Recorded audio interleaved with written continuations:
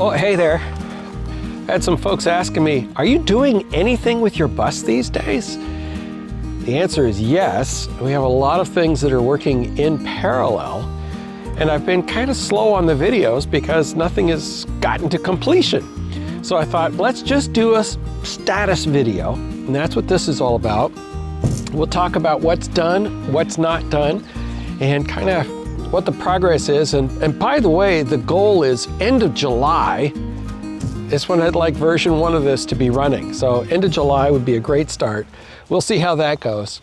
But let's get started. Let's talk about, oh, hello, Lolly. Let's talk about the floor, where the floor is right now, what's left to do, and what might be keeping us from installing the subfloor.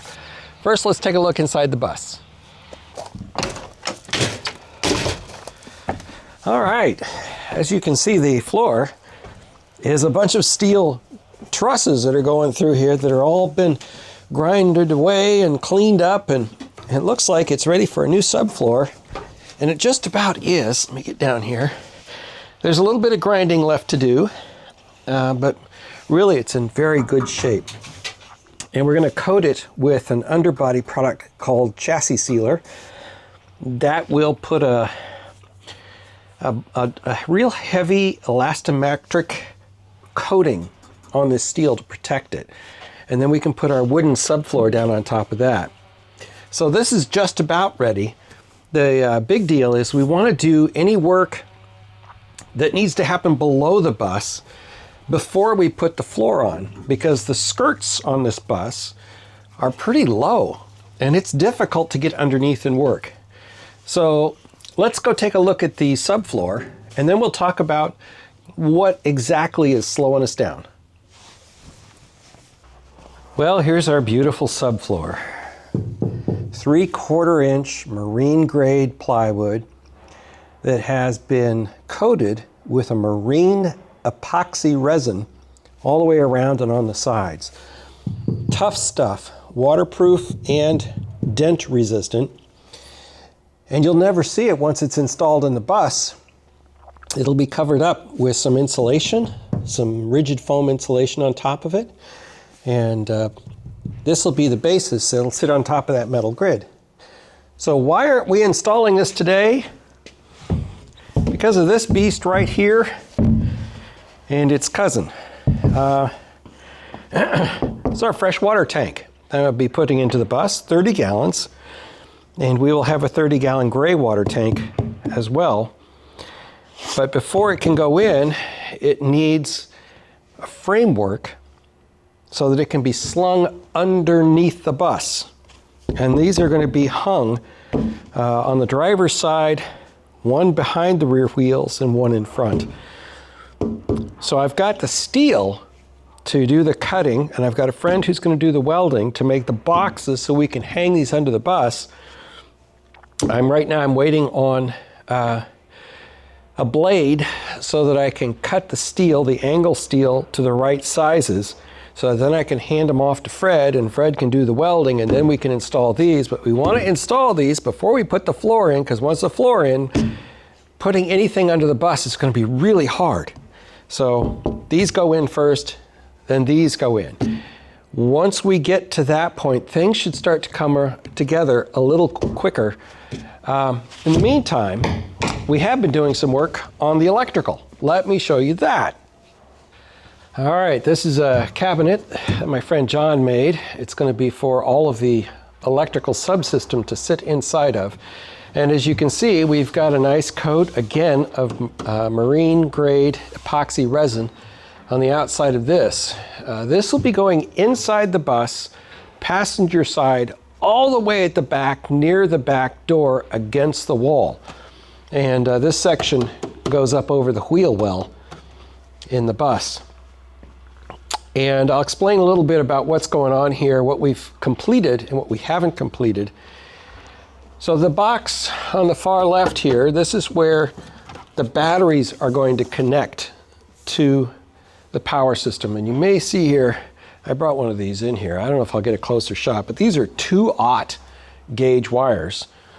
And all of the connections that are on these I did with my friend John. And so we really took our time, and we used a 10-ton compressor in order to compress these fittings on here, and they're really on here. So these 4 wires are for the batteries. There's 2 batteries, and they will be put into this rack, which is custom made for the batteries. And they are 51 volt, 100 amp hour batteries. So you can think of it as being able to run a microwave. Each battery would allow you to run a microwave for 5 hours. So 10 hours of the microwave running continuously without a break. No problem. This 10,000 watt hours of power will be stored in the bus. And then there's this is where the power comes in. It's also, because these are connected onto a set of bus bars back here, any charging from the batteries will go through the same bus bars and back down these same heavy-duty cables so that we can charge at a fairly high rate. In addition, there's a shunt here, and what a shunt does is it basically measures what's going on, which way the power is going, how much is going there, and it gives you the ability to do analysis on how you're using your power, how much power is left in your storage, and you can make then smart decisions about how you want to charge, if you need to charge, things like that. And then on the right here is a distribution panel. It's bidirectional distribution, in that it allows us, for example, these wires, these red and black wires here, are going to be connected up to a device that will allow us to charge from the alternator. So while the bus is running, if we're driving down the road, we can be charging the batteries. Additionally, there's a set of wires here. These are going to be connected up to over 1,000 watts of solar that'll be on the roof of the bus. So doesn't matter if we're moving or stopped. If there's sunshine, we can be charging. And then there's cables over here on the right that go to a box. It's hard for you to see. It's over here. And this is our inverter. This is going to take that 51 volts that's coming out of the batteries in the rack and turn it into 110 volt AC. So you can plug in anything you'd normally plug into your house, you can plug into the bus, and you can run it off of this inverter. Additionally, the inverter will be connected to a port on the side of the bus so that you can plug into, say, campground power or a generator, what's often referred to as shore power. This will take the shore power in and provide power around the bus, and at the same time, charge the batteries. So again, we have another method for charging the batteries. So we've got solar, we have the alternator of the bus when the bus is running, and if we have shore power, all of those can charge our batteries back up for conditions when we have nothing but batteries to run on. So that's what these are all about. Additionally, there will be a methodology for taking that 51 volts and stepping it down to a normal 12 volt system, so that if we have 12 volt things that we want to run around the bus, such as my ham radios, we'll have a separate battery for that, smaller, but sufficient. And should that battery need any charging, the big batteries can charge that up. So that's all part of the design, and it's well underway. We've run into a few hiccups. Our battery rack situation. I've been in contact with the battery manufacturer about the rack, because basically the background on this is I bought 2 industrial rack-mounted batteries for the bus, and they're gorgeous batteries, but they don't fit in my standardized IT rack. I bought a really heavy-duty rack for these batteries, and the holes don't line up. So we've been trading emails back and forth on this crazy rack situation, and I got a note back from them today, and they said, oh, well, we have a heavy-duty rack. Can we send it to you? It's bigger than I planned on. It's designed to hold 4 batteries instead of just 2. We're going to make it work. And our other friend John said he could use the rack that we were going to put in the bus. Not only that, but he's got a smaller sized portable rack that I can put radio gear in that I can store in the bus. So it's a huge win. So that's where the electrical's at right now, and we're making some progress there. Let's talk about windows. All right, all the windows are gone. The school bus windows are gone. Some people have told me, oh, well, it's no longer a school bus anymore. It's lost all of its charm because you've taken out the windows. Well, I can understand that. And when I first started thinking about doing this, I had my heart set on leaving all the windows in because I wanted to be inside the bus and be able to see all the nature outside with an unobstructed view. The reality is, school bus windows are terrific if you're only in the bus for an hour and then you arrive at your destination. If you're going to be spending 2 weeks in the bus, they're a bit more of a challenge. They don't go up and down very easily. They're not really well designed to unlatch and drop and come up and stay where you put them, especially if you're driving down washboard roads in the middle of the national forest. They tend to open themselves. They don't seal up real well most of the time. And I've noticed in the bus videos, people will remove their bus windows just to reseal them and put them back in again.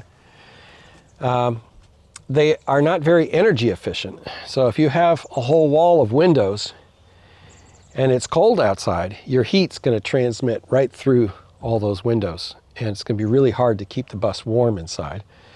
So the windows are gone. And I will be putting some replacement windows in the bus. This forward space on either side, I intend to put in a 48-inch RV window with things like bug screens and a little better R value. Yes, this rib will go away, but we'll reinforce. It'll be fine. This section will have no windows. This area in the back where the bed is located will have a window here on either side, so you can get a breeze while you're in bed and resting. So I will be putting windows back in the bus, but in the meantime, I've got this huge opening. What do you do about this gigantic, almost 12-foot long opening in the side of the vehicle? Road trip. Road trip. Road trip. Aluminum day. On our way to pick up aluminum, the insurance company called me. And they said, so we gave you this policy under the expectation that you're converting that school bus into an RV. And I said, okie dokie. They said, send us some pictures. You have plenty of pictures. So I sent them pictures of the bus all gutted out and the floor. I mean, when you look at the floor, especially from the emergency, it looks beautiful. So I sent them those pictures. I sent them pictures of all the windows out. And what I'm kind of expecting is they might send me another note that says, what are you going to do about all those holes in the side of the bus? Well, today we're going to go pick up the aluminum sheeting to patch over those holes. So when they send me the next note, then I'll be able to take a photograph of these nearly 12-foot long sheets of aluminum, and they'll be able to see exactly how we're going to cover up those giant holes in the side of the bus. What we have here is a special order 2 pieces of aluminum. These 2 pieces of aluminum are 30 inches tall and 140 inches long each. Total weight, 100 pounds. So you know, if it's aluminum and it's 50 pounds for 1 piece, it's pretty heavy aluminum. I had to search quite a bit in order to find someone who would sell me these, but I did find someone. They're cut exactly to fit the side of the bus.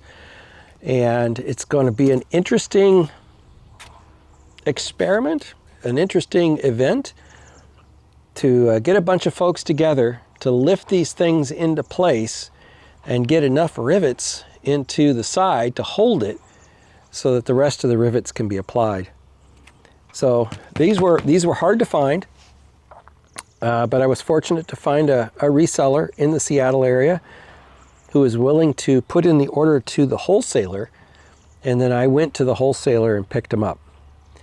So that's how we're going to skin the side of the bus. It'll be a single sheet on either side to cover up all those windows to reduce the likelihood of leakage in the future.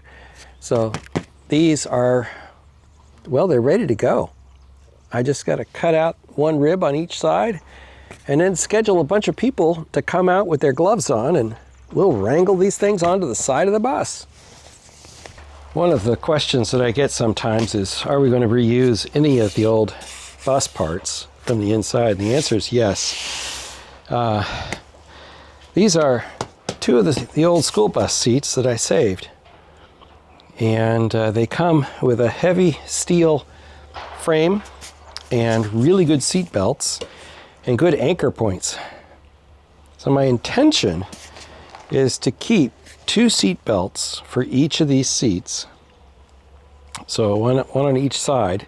I'll eliminate the center one. It's pretty small for adults. It's fine for kids, it's pretty small for adults. So I end up with a seat belt on either end, and then refinish these pads. And I'm not sure exactly how we're going to do this yet. But the reasoning is that these are, first of all, they're kind of dirty and worn, and they've had kid stuff all over them. And I want something a little more comfortable. So we'll pull these things off, and we'll figure out how to get normal sort of real nice, firm padded, RV padded seats on these, I think. And my goal, though, is to have a table that will fit in between the 2 seats, and you can drop the table down, and then this becomes a bed. At least for people who are under 6 feet tall. 6 feet or under should be fine. If you're over 6 feet, you might have to squish up a little bit.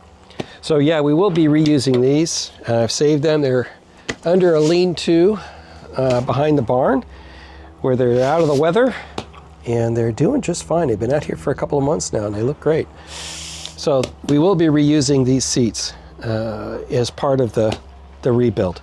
So that part of the heritage of the bus will remain. And man, as I'm looking at these covers are actually in pretty good shape. Dare I just reuse them? To think about that.